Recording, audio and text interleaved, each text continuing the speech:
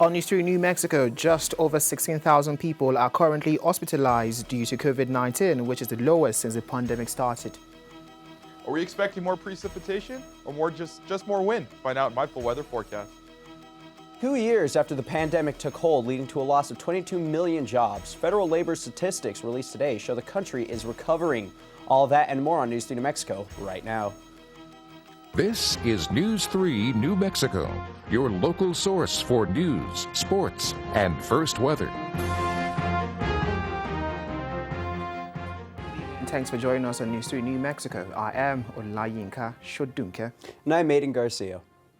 Mexico is bringing sales of recreational marijuana to the doorstep of Texas as the movement toward broad legalization sweeps across more of the American West. As of Friday, anyone 21 and older in New Mexico can purchase up to 2 ounces of marijuana.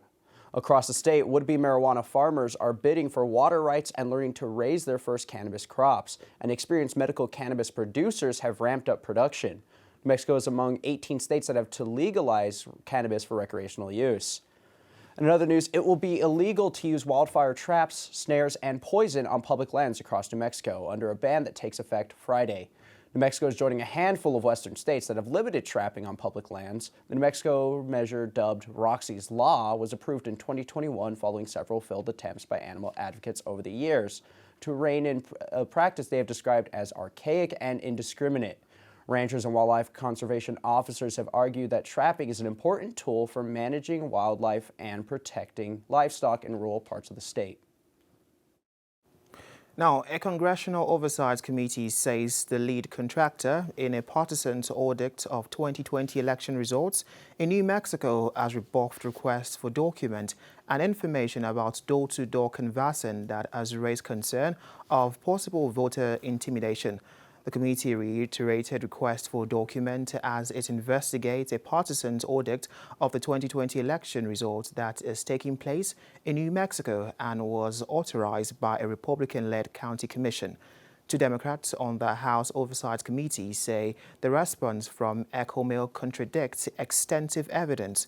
The committee says it's looking into potential intimidation by volunteers from a conspiracy group canvassing voters.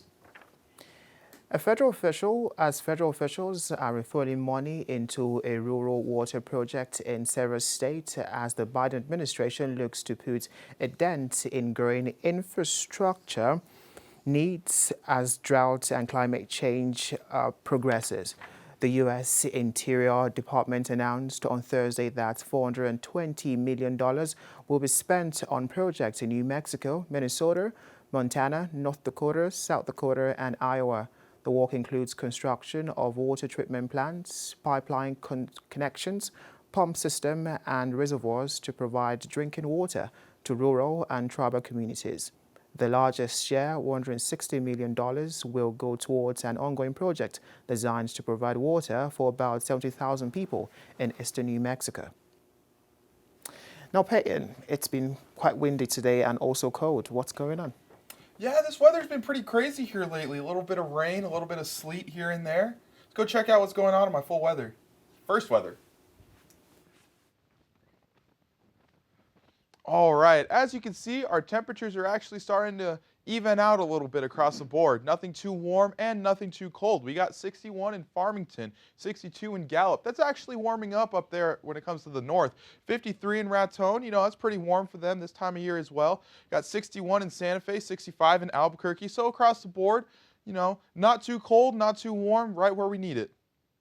Let's look at that satellite and radar. Now, as you can tell, we have a nice storm moving in through the northeastern part of the state as it moves on to Oklahoma and the panhandle of Texas. And I don't know, there's a little bit going on right here. I don't know how much that we're actually going to see in Portales or in Curry County and Quay County as well, but we might be seeing a little bit of precipitation up there. Let's go ahead and check out the wind we got going on. So as you can see, it just went away right there, but we had quite a bit of wind. We're actually under wind advisory in Roosevelt and Curry County, along with Quay County and possibly some of these counties right here. So just hold on to your car doors as you're getting out of your car. Saturday looks like things will be pretty windy. We're looking at 10, 20 miles per hour. So things are calming down later on, but right now we're under wind advisory, so keep that in mind. And then the rest of your weekend, things kind of mellow out a little bit, but a lot of wind's going to be sticking around. We're at 15, 20 miles per hour up north, and then north, I mean Quay County, north of Portales, I mean. And yeah, I mean, a little bit of wind this time of year. That's what we mostly expect for April, and I'll toss it back to Aidan and Olayinka at the desk. Thank you. And in more relieving news, COVID-19's grip on the U.S. is shrinking. Just over 16,000 people are currently hospitalized with the virus, the lowest number since the start of the pandemic. That's according to the Department of Health. And Human Services, which adds COVID-19 patients in the ICU are decreasing as well. COVID-19 hospitalizations peaked this January during the Omicron variant surge, and despite the drop in these hospitalizations, officials say many hospitals are still stressed, partly because of staffing issues. The Centers for Disease Control and Prevention say since August 2020, more than 4.5 million people have been hospitalized for COVID-19. More than a third of those patients were at least 70 years old. Some child welfare workers in Texas say they are quitting over a new directive that allows abuse investigations into parents of transgender kids. The Texas Supreme Court is set to determine whether the state can resume investigation into at least 9 parents of transgender kids in Texas. Those cases were opened after Republican Governor Garrett Abbott in February directed child welfare officials to investigate reports of gender-conforming care for kids as child abuse. It's unclear how many investigators are being checked. But then, too, have told the Associated Press that the cases have been given special treatment internally. The Biden administration's decision to end sweeping asylum limits at the border this may satisfy demands by prominent Democrats, but it creates thorny political challenges for border region Democrats who face the likely prospect of an increase in migrants who have for the past 2 years been denied chance to seek asylum in the United States.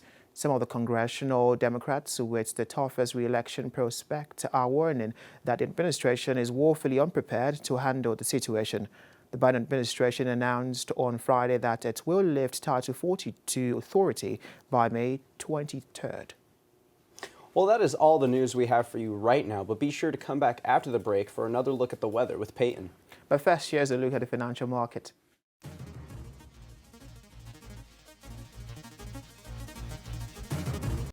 Welcome back. Let's get one more look at those current temperatures across the board now.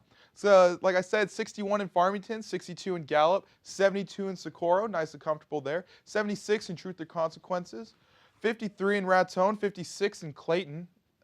Up north it's going to be pretty cold, but for the rest of the state, things aren't looking too bad.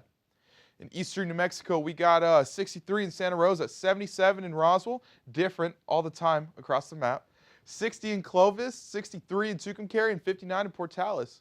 Let's go ahead and look at the future radar. Not a whole lot of activity on your weekend. Going to be a nice couple days. Not a whole lot going on when it comes precipitation-wise. A little bit of clouds up north, but besides that, not a whole lot going on.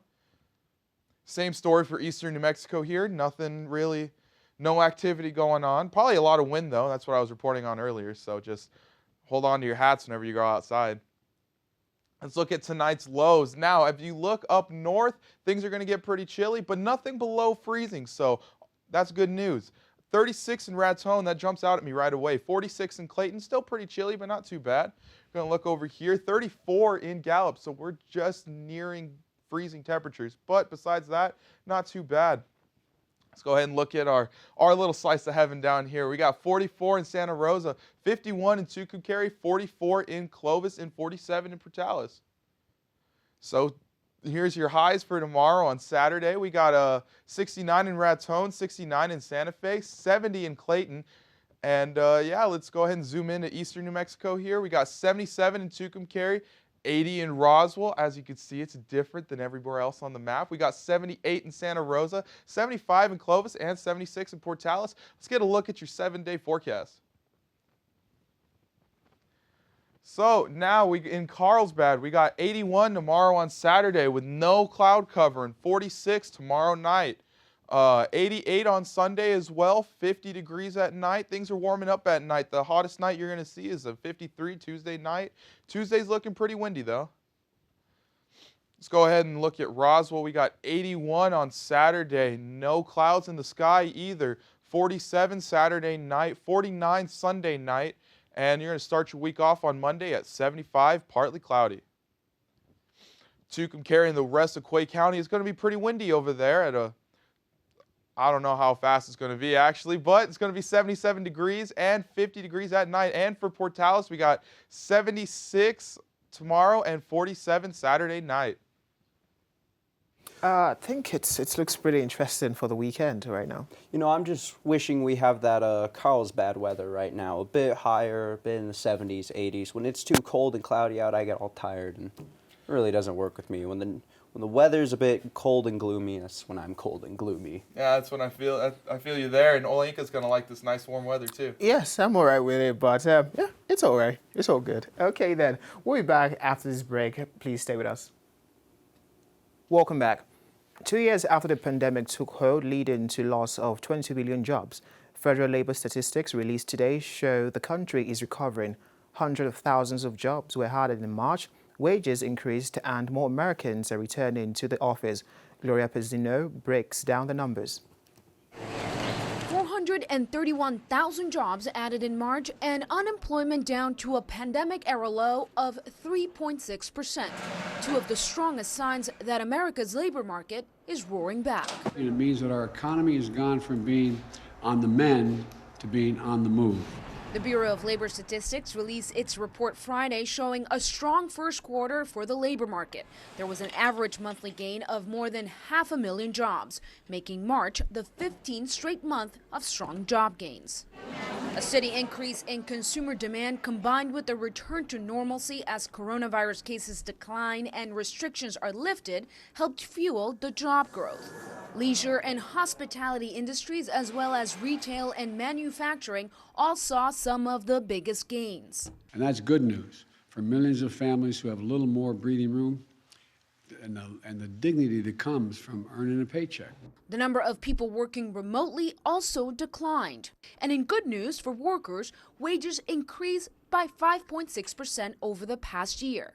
But despite the sunny outlook, there is cause for concern. The concern is that with the invasion to Ukraine, how it's going to impact the global supply chain. Recovery numbers are also a sign of post-pandemic era inflation, triggered in part by international events. While your paycheck may be increasing, everything else is getting more expensive. I'm Gloria Pazmino reporting. In other news, retailers are reporting a shortage in pocket change again. A group of trade associations has asked the U.S. Treasury Department to encourage Americans to put their coins back into circulation. This is not the first time during the pandemic the issue of low coin circulation has come up. And in July 2020, the Fed created the U.S. Coin Task Force to help with the problem, which was fueled by concerns over the spread of COVID-19. That helped for a while, but now consumers appear to be rationing their pennies, nickels, and dimes all over again. Those most affected by the shortages tend to be lower-income Americans who are forced to rely on cash transactions. Ford is issuing 2 recalls covering over 737,000 vehicles to fix oil leaks and trailer braking system that won't work. The oil leak recall includes the 2020 through 2022 Ford Escape SUV and a 2021 and 2022 Bronco Sport SUV with 1.5-liter engines. Air housing can crack and oil can leak into engine parts, possibly causing fires. The trailer brake recall includes F-150 pickups from 2021 and 2022, as well as the 2022 F-250, 350, 450, and 550. Also covered are the 2022 Maverick pickup and Ford Expedition and Lincoln Navigator SUVs. A software error can stop trailers from braking. Well, that is all the news we have for you right now. Be sure to come back after the break with sports with Andres Chavez. Welcome back again, sports fans. I'm Andres Chavez, back for more news, scores, and upcoming games throughout the sports world, starting with the MLB. In addition to play ball and you're out, big league umpires will be heard saying overturned and upheld for the first time this season. Major League Baseball say umps will conduct in-park announcements during replay review process. MLB was the last major pro sport in North America to institute replay when it began late in the 2008 season for home run calls. Video reviews were vastly expanded for the 2014 season until now. Umpires had revealed their decisions such as safe and out with hand signals. There were 1,305 calls challenged by clubs last year. Moving to NMAA, we have plenty of baseball and softball going on across the state with plenty of doubleheaders to look out for. If you are in the area of these big games, I'd suggest taking a peek. Starting with baseball, we have Albuquerque Academy and Del Norte. This single header is already underway, but if you're in the area, I'd suggest stopping by the Diamond. The 9th ranked Chargers go into district play with a not so unblemished record, winning 5 of their last 6 games as they traveled to Del Norte to take on the Knights, who, opposite of the Chargers, lost 5 of their last 6 games, but hope to change that tonight against their top 10 district rival. Next up, we have Las Cruces and Hobbs. The 13th ranked Bulldogs head east to take on the 3rd ranked Golden Eagles. The Bulldogs are on a bit of a stumble, losing their last 3 games. Despite their recent slump, they are still in the top 25 and look to climb the rankings after tonight's doubleheader.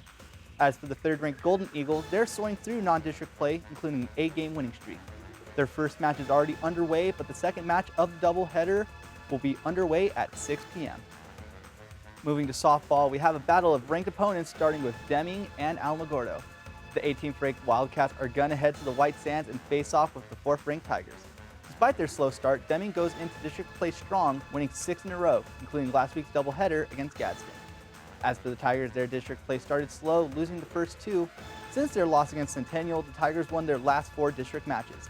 And to finish off our matches to look for, we have Bloomington and Roswell. The 13th ranked Wildcats are going to be on the road to face on the 20th ranked Coyotes. Bloomington has not started district play, but have a good start to the year, rocking an 8-4 record. As for the Coyotes, they have not started district play, but should have a strong start, winning 4 games in a row, including a doubleheader shutout Wednesday night against Portales. There are plenty of matchups happening around the Diamond tonight as they get closer to state play. Moving to Division I basketball, Shaheen Holloway is leaving St. Peter's for Seton Hall. Just days after helping the little Jesuit school make history by becoming the first number 15 seed to reach the NCAA tournament's Elite 8, Seton Hall announced the hiring of the 45-year-old early Wednesday evening. It was hardly a surprise. Holloway played for the Pirates of the Big East Conference and moved to replace Kevin Willard and has become a hot topic since opening weekend of the NCAA tournament. Holloway's Peacocks were the true Cinderella team as their shoe fit through the Elite 8, knocking off number 2 Kentucky, number 7 Murray State, and number 3 Purdue before the shoe fell off against North Carolina. And now moving to Greyhound baseball, we have plenty at home this weekend as Greyhound baseball starts their weekend matchup against St. Mary's. Greyhound baseball looks to turn the tide after losing their last 3 matches last weekend against Oklahoma Christian. First pitch starts tonight at 6 p.m., so if you have time, head to the field. While baseball is waiting to be underway, women's softball is already starting with their second match of their doubleheader. The Lady Greyhounds lost their first match today, 7-2. Oklahoma Christian started the game strong, scoring 3 runs in the first inning and would prove to be too much. The Hounds would try and play catch-up, scoring 2 runs in the bottom of the 4th inning, but would not be enough as the number 22 Eagles stopped the Hounds. The second match of their doubleheader is already underway, so in case you missed them, this will be another chance. Well, that is all the sports I have for you right now, but stay tuned. We'll be back at the desk with Olayinka, Aidan, and Payton after the break. The creator of a bizarre and stomach-turning piece of high-tech swears it is an April Fool's Day joke. Jeremy Roth explains what it is in today's Take a Look at This. Okay, this is kinda gross. Scientists have created a magnetic slime robot that can stretch and squeeze into tight spaces. Oh, and in case you're wondering, this is not an April Fool's joke. That is according to a co-creator of this bizarre bionic booger, which was engineered at the University of Hong Kong. The slime has what one researcher called viscoelastic properties, making it stretchy and gooey, but also contains magnetic particles that not only can be controlled with external magnets, but also can conduct electricity, handy for circuit repair. Scientists also foresee potential biomedical uses, like reducing the harm if a child swallows a small battery, for example. But no one will be gulping down this freaky, flubber-esque goop quite yet. More research is needed to make sure all the secrets of the ooze are safe for humans. Speaking of weird and wild, a rancher in Colorado, fed up with wolves preying on his cattle, is trying a novel approach: guard donkeys. The rancher worked with wildlife officials in procuring the burros, who have keen eyes and ears, and there will be much interest to see if they can be effective in alerting livestock to beasts of prey. If so, more donkeys could be on predator patrol soon. Finally, here's some good news. Disney guests will soon be able to hug their favorite characters again. COVID restrictions for character interactions will be relaxed in mid-April, so park guests can bring it in for the real thing and get up close and personal with Mickey, even if they're not sure if they want to. For Take a Look at This, I'm Jeremy Roth. That was really interesting. But then, Payton, what's the weather looking like? Let's go ahead and take a look at that. Yeah. So, your weekend's going to be really nice and really sunny. We're looking at 82 today, 77 tomorrow, and no clouds. And there's going to be a little bit of cloud cover on Sunday at 86. But that's going to be the warmest day of your weekend. Yeah, looks warm. I'm actually going to be pretty busy on Sunday, so I'm looking forward to that weather. It's going to be nice. Mm-hmm. Yeah, I think it's a perfect weather for the weekend. But then, thank you very much for watching News 3 New Mexico. Have a great weekend.